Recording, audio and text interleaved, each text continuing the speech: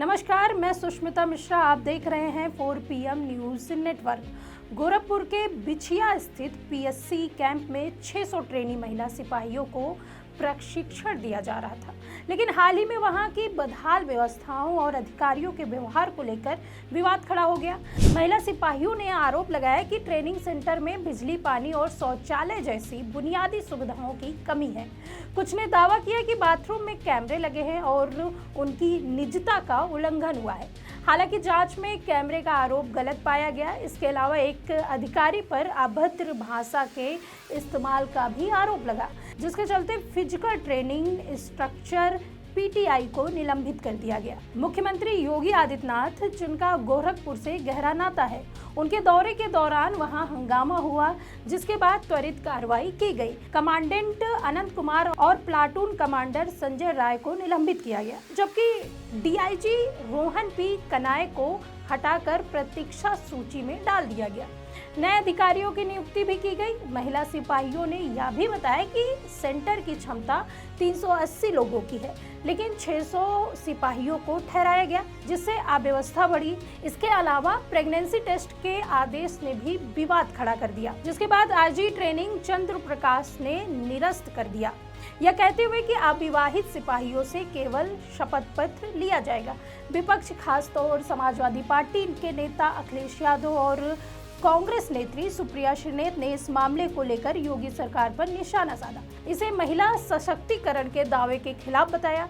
अधिकारियों का दावा है कि बिजली और पानी की समस्याओं को ठीक कर लिया गया है और सेंटर में सुधार किए जा रहे हैं, लेकिन क्या ये सब सच है? इन दावों में कितनी सच्चाई है, इन सब के बारे में आज मैं आपको विस्तार से बताऊंगी। दैनिक भास्कर की इस रिपोर्ट में योगी सरकार के दावों की पोल खोलकर रख दी है। दैनिक भास्कर ने लिखा है कि यूपी में 60,244 पदों पर पुलिस भर्ती के बाद ट्रेनिंग प्रक्रिया शुरू हो चुकी है। प्रदेश भर में 112 आरटीसी पर इन सिपाहियों को ट्रेनिंग दी जा रही थी। इससे एटीसी, पीटीसी और पीटीएस के अलावा जिले की पुलिस लाइन पीएससी की बटालियन में 21 जुलाई से ट्रेनिंग शुरू हो चुकी थी। यह पहले से तय था कि कब से ट्रेनिंग होगी, कहां कितनी क्षमता है, कहां किन संसाधनों की जरूरत पड़ेगी। इसके अलावा बाकायदा ट्रेनिंग निर्देशालय से पत्र भी भेजा गया, फिर भी तैयारियों में खामियां नजर आ रही हैं। गोरखपुर की ये घटना इसका जीता जागता उदाहरण बन गया है। किस सेंटर की कितनी क्षमता है, किस तरह की खामियां हैं, ट्रेनिंग शुरू होने से पहले निर्देशालय ने क्या निर्देश दिए थे, ट्रेनिंग स्कूलों में किस तरह के अफसर तैनात हैं, गोरखपुर जैसी स्थिति क्यों बनी। दोस्तों, गोरखपुर में ट्रेनिंग कर रही करीब 600 महिला सिपाही 23 जुलाई को अचानक विरोध प्रदर्शन करने लगी। यह ट्रेनिंग बिछिया स्थित पीएससी ट्रेनिंग कैंपस में चल रही थी। महिला सिपाहियों का आरोप था कि ट्रेनिंग कैंपस में बिजली नहीं आती, केवल आधा लीटर पानी पीने के लिए दिया जाता है, खाने की क्वालिटी खराब है, खुले में नहाने को मजबूर किया जाता है। महिलाओं में प्रेगनेंसी टेस्ट कराने को लेकर भी काफी नाराजगी थी। शिकायत करने पर आरटीसी प्रभारी ने अभद्र भाषा का प्रयोग किया। मामले ने तूल पकड़ा तो सरकार ने तत्काल कार्रवाई करते हुए पीएससी कमांडेंट अनंत कुमार और आरटीसी प्रभारी संजय राय को सस्पेंड कर दिया।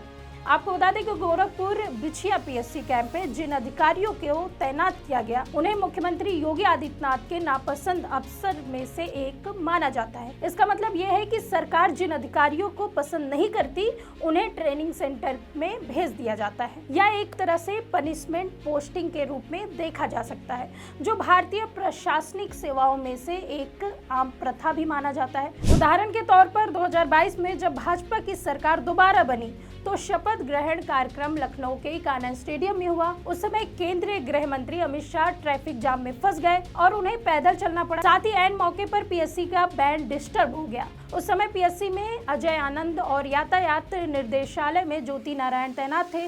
सरकार ने दोनों अफसरों को पुलिस ट्रेनिंग स्कूल भेज दिया। इसी तरह सीतापुर पीएससी में आईजी का पद है, यहाँ एडीजी जय नारायण सिंह तैनात है। जय नारायण के खिलाफ एक महिला एसपी ने शिकायत की थी, जिसके बाद उन्हें वहां से हटाया गया। सीतापुर में ही एटीसी में तैनात सगुन गौतम के खिलाफ भ्रष्टाचार के मामले में विभागीय कार्रवाई चल रही है। इसकी वजह से उन्हें प्रमोशन भी नहीं मिला। उनके पास एटीसी सीतापुर की जिम्मेदारी है। सतीश गणेश जीआरपी के एडीजी थे। उसी दौरान एक एसपी का रिश्वत लेते हुए वीडियो वायरल हो गया। तत्कालीन पुलिस मुखिया को शक सतीश गणेश पर हुआ। उन्होंने सतीश का तबादला पीटीएस मुरादाबाद कर दिया। मार्च 2023 से अब तक वे मुरादाबाद में ही तैनात है।